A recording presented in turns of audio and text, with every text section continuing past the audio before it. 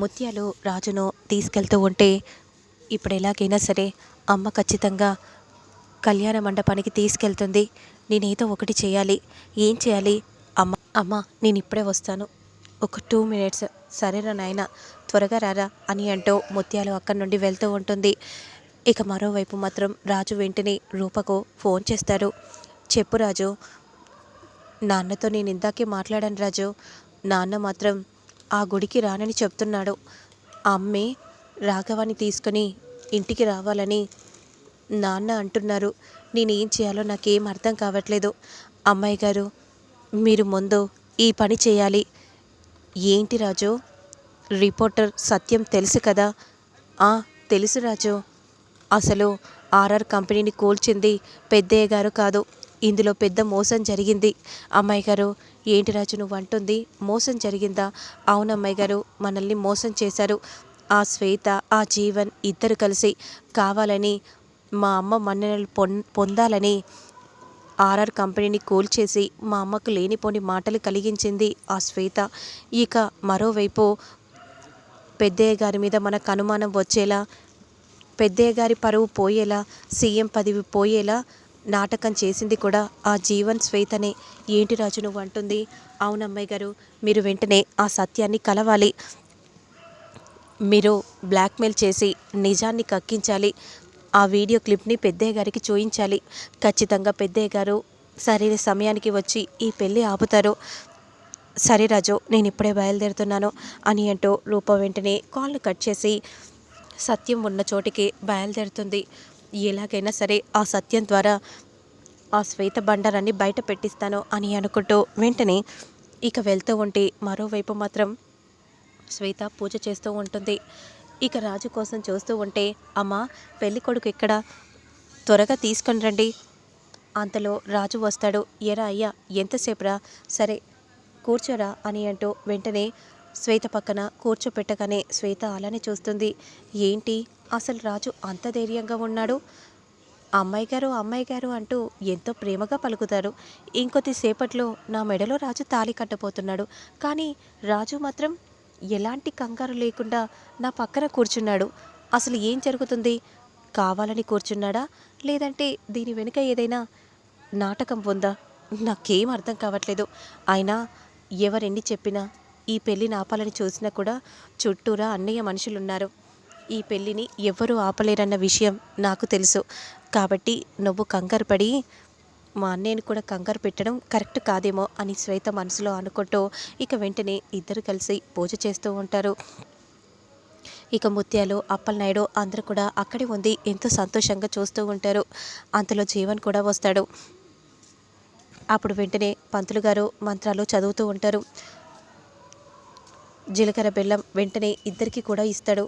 మరోవైపు మాత్రం రూప సత్యాన్ని కలవగానే వెంటనే సత్యం ఎటు వెళ్ళాలో అర్థం కాక పారడానికి ప్రయత్నం చేస్తూ ఉంటే రూప డోర్ని గట్టిగా వేస్తుంది.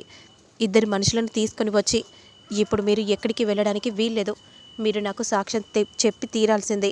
మీ అంతటా మీరు చెప్తారా, లేదంటే చెప్పించమంటావా నా మనుషులను పెట్టి అని అనగానే, వద్దు మేడం, వద్దు మేడం, అయితే ఏంటో నిజం చెప్పు అని అనగానే అప్పుడు వెంటనే రూప వీడియో క్లిప్ని ఆన్ చేస్తుంది. ఇదంతా కూడా చేసింది ఆ శ్వేత మేడం, జీవన్ సరే, వాళ్ళు చేయమంటేనే మేము చేశాము. ఆర్ఆర్ కంపెనీని అక్రమ కట్టడాల్లో లేదు మేడం, మేమే అక్రమ కట్టడాల్లో చేర్చి సూర్యప్రతాప్ గారి చేత కూల్చేసేలా చేశాము. అదంతా కూడా జీవన్, ఆ శ్వేత ప్లానే.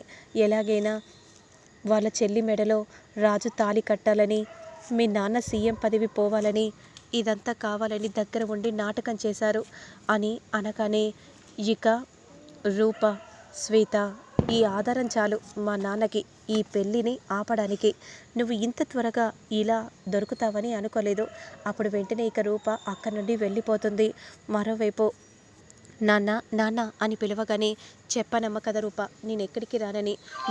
నువ్వెంత చెప్పినా సరే నేను మాత్రం రానమ్మ రూప అనే విధంగా కోపంగా సూర్యప్రతాప్ అంటూ ఉంటే, నాన్న ముందు మీరు ఈ వీడియో చూసి చెప్పండి నాన్న, అప్పుడు మీరు ఏం చెప్పినా సరే నేను వింటాను నాన్న, ఇక మీ ఇష్టం నాన్న అని అనగానే వెంటనే సూర్యప్రతాప్ ఆ వీడియో క్లిప్ని చూడగానే ఒక్కసారిగా షాక్ అయిపోతాడు. చూసారా నాన్న, ఇదంతా కూడా ఆ శ్వేత జీవన్లు చేసిన నాటకం నాన్న, ఇందులో రాజు తప్పు లేదు నాన్న, ఒక్క క్షణం రాజు గురించి ఆలోచించండి నాన్న, అప్పుడు కూడా ఇలాగే శ్వేత ఏదో చేసిందేమో, ఎందుకలా అనుకోవట్లేదు, ఇన్నేళ్ళుగా మీరు రాజుని చూస్తూ ఉన్నారు, రాజు ఎలా ఉంటాడు మీకు బాగా తెలుసు కదా నాన్న, మరి అలాంటప్పుడు ఈ పెళ్ళిని మీరు మాత్రమే ఆపగలరు నాన్న, ఇంకెవరు కూడా ఈ పెళ్ళిని ఆపలేరు. ఇక మరోవైపు మాత్రం రాఘవని తీసుకుని విరూపాక్షి బయలుదేరుతుంది. ఇక అలా అంబులెన్స్ వెళ్తూ ఉండగా ఒక్కసారిగా కారు అడ్డుగా వస్తుంది.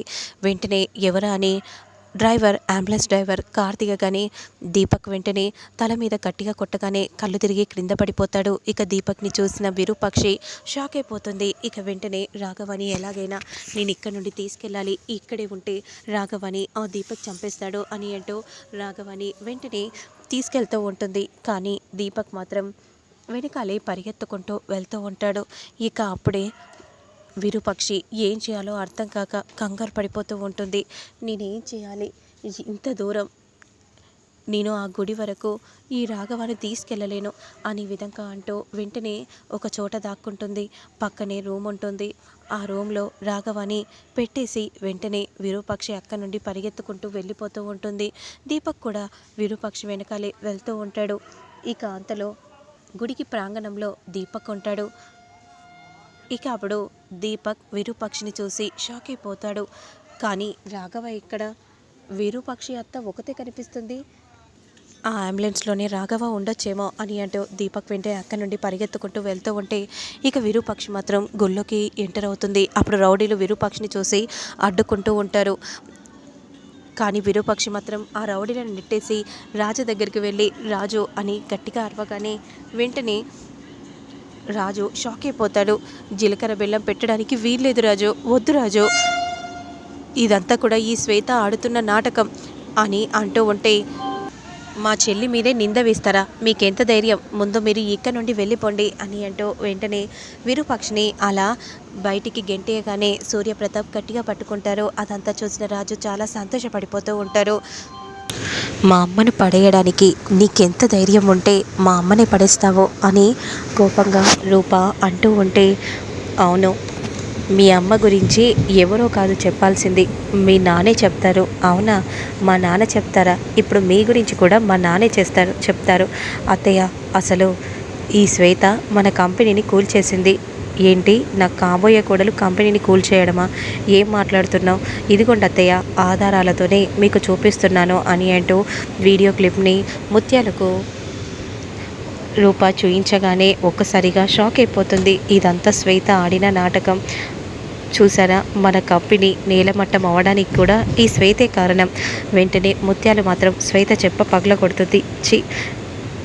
నువ్వు ఎంత మంచిదానివో అని అనుకున్నాను, నా కొడుకు కోసం నువ్వెంత తాపత్రయపడుతున్నావు అని అనుకున్నాను, కానీ నువ్వు ఇలా చేస్తావని అనుకోలేదు. అది కాదు అత్తయ్య, నేను ఇలా చేసింది కూడా రాజు కోసమే కదా, ఒక్క క్షణం ఆలోచించండి, అలా అని కంపెనీని 1000 మంది వర్కర్స్ జీవితాలను నాశనం చేస్తావా, నువ్వు ఇలాంటి దానివని అనుకోలేదు, తప్పుల మీద తప్పులు చేస్తూ చివరికి ఇలా దొరికిపోయావు, నీ మొహం కూడా నాకు ఎప్పుడు చూయించకు, ఇక్కడ నుండి వెళ్ళిపో అని అనగానే రాజు చాలా సంతోషపడిపోతూ చూస్తూ ఉంటాడు.